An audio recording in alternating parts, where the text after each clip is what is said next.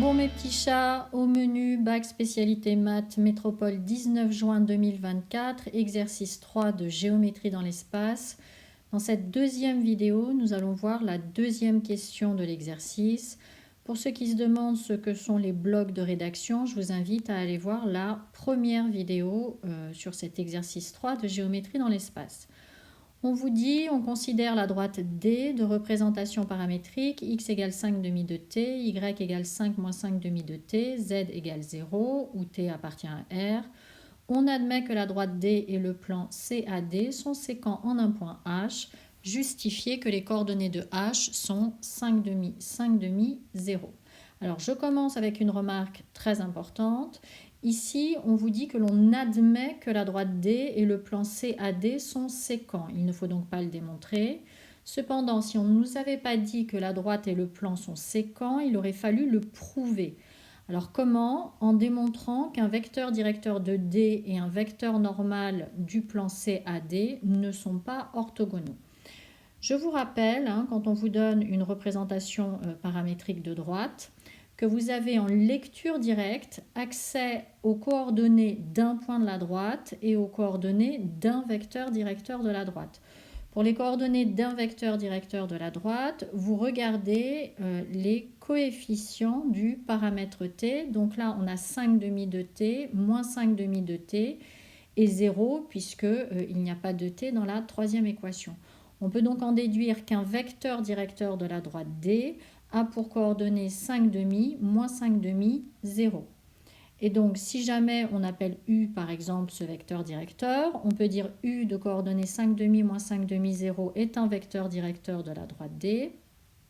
Ensuite, on rappelle que N1 de coordonnées 1, moins 1, 0 est un vecteur normal au plan CAD. Ça vous a été donné dans la première partie de l'exercice. Et donc, dans le repère orthonormé OIJK, on va calculer le produit scalaire de U par N1. On va trouver que ce produit scalaire est différent de 0. Ici, il fait 5. Alors, je ne rappelle pas comment on fait le calcul du produit scalaire. Je l'ai dit dans la première vidéo. Donc, U scalaire N1 étant différent de 0, cela signifie donc que les vecteurs U et N1 ne sont pas orthogonaux et que donc la droite et le plan CAD ne sont pas parallèles. Et donc, s'ils ne sont pas parallèles, ils sont séquents. Je vous ai mis un petit schéma sur le côté gauche à titre indicatif. Vous voyez, si vous avez une droite D et un vecteur U qui est un vecteur directeur de cette droite et un plan P avec un vecteur N qui est un vecteur normal à ce plan, vous voyez que si U et N sont orthogonaux, cela signifie que la droite D est parallèle au plan P. Et donc, à contrario, si les deux vecteurs ne sont pas orthogonaux, alors la droite n'est pas parallèle au plan, et donc la droite et le plan sont séquents. Donc ici, ça ne nous concerne pas, puisqu'on vous dit dans l'énoncé qu'on admet que la droite D et le plan CAD sont séquents en un point H. Donc là, bien attention à la rédaction, souvenez-vous de ce que je vous ai dit. Je vous invite à apprendre cette rédaction par cœur. Donc vous continuez en disant les coordonnées de H sont solution du système suivant. Donc dans le système, vous remettez les équations de la représentation paramétrique de la droite et l'équation cartésienne que l'on a trouvée à la première question pour le plan P. Alors, si on voulait continuer avec le système, il nous faudrait mettre un équivaut et réécrire tout le système à chaque fois, d'accord? Donc, pour vous éviter d'avoir à réécrire le système en entier à chaque fois, ce qu'on va faire, c'est la chose suivante. Donc, pour pouvoir résoudre ce système, on va, dans un premier temps, dans l'équation cartésienne du plan qui nous est donnée, remplacer x et y par leurs expressions en fonction de t. On a x qui est égal à 5 demi de t et y qui est égal à 5 moins 5 demi de t. Donc on va remplacer le x qui est dans l'équation cartésienne du plan et le y qui est dans cette même équation cartésienne par leurs expressions en fonction de t. On ferait la même chose pour z s'il y avait un z, mais il n'y a pas la lettre z. Et donc, vous allez à la ligne et vous dites, on résout l'équation, et donc l'équation qui correspond à l'équation cartésienne du plan, mais avec x et y qui ont été remplacés par leurs expressions en fonction de t. Vous donnez un nom à cette équation, il suffit de l'appeler E, et ensuite vous allez à la ligne et vous résolvez l'équation en prenant bien soin de toujours écrire E équivaut, E équivaut, E équivaut. Donc, on résout l'équation, on trouve que t est égal à 1, et donc maintenant que l'on connaît la valeur de t, eh bien, on revient dans les équations de la représentation paramétrique de la droite, et on remplace t par 1. Donc, vous écrivez, on en déduit les coordonnées du point H, ça nous donne x égale 5 demi fois t, c'est-à-dire 5 demi fois 1, et donc 5 demi, y égale 5 moins 5 demi fois t, donc 5 moins 5 demi, c'est-à-dire 5 demi, et puis z est toujours égal à 0. Et vous concluez, donc H a pour coordonnées 5 demi, 0, et vous encadrez le résultat. Donc apprenez bien ce bloc de rédaction. Deuxième question, démontrer que le point H est le projeté orthogonal de B sur le plan CAD. Alors pour montrer que H est le projeté orthogonal de B sur le plan CAD, il faut qu'il vérifie deux conditions.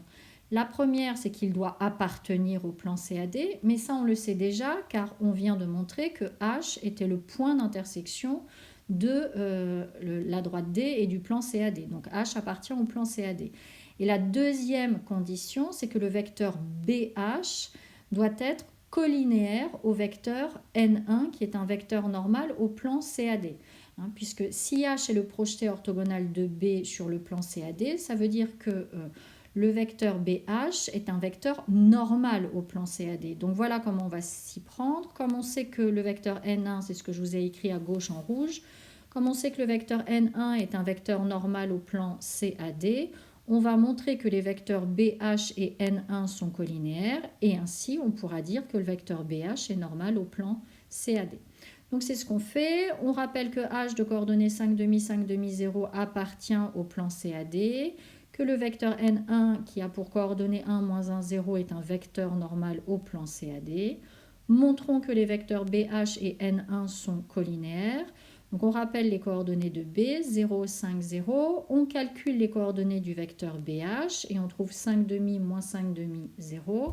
Et donc là maintenant, si vous regardez les coordonnées que vous venez de trouver pour le vecteur BH et les coordonnées que l'on a pour le vecteur N1, on remarque sans difficulté que le vecteur BH est égal à 5 demi fois le vecteur N1.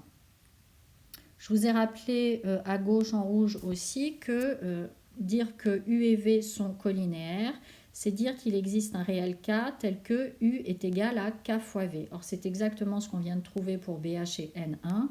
Donc, les vecteurs BH et N1 sont collinéaires. On en déduit que le vecteur BH est normal au plan CAD. Et donc, on a H qui appartient au plan CAD. Et comme le vecteur BH est normal au plan CAD, eh bien H est bien le projeté orthogonal de B sur le plan CAD. Pour terminer cette deuxième vidéo, donc petite remarque, donc comme je l'ai dit au tout début, quand vous avez une représentation paramétrique d'une droite, par lecture directe, vous avez accès aux coordonnées d'un point de la droite. Donc là, c'est ce que j'ai entouré en bleu. Donc là, c'est comme si on avait un 0 ici. Donc on a 0, 5, 0 qui sont les coordonnées d'un point de la droite D. Et ce que j'ai entouré en rouge, ce sont les coordonnées d'un vecteur directeur de la droite. C'est comme si j'avais 0 ici. Donc on a 5 demi, moins 5 demi et 0 qui sont les coordonnées d'un vecteur directeur de D. Et donc là, c'est intéressant. Pourquoi? Parce que 0, 5, 0, ce sont les coordonnées du point B. Donc ça signifie que le point B appartient à la droite D et H appartenant à la droite D également, puisque H est le point d'intersection de la droite D et du plan CAD. Eh bien, ça signifie que la droite BH et la droite D sont confondues. Donc on sait que la droite D est orthogonale au plan CAD. Je vous retrouve dans la troisième vidéo pour la question 3 de cet exercice.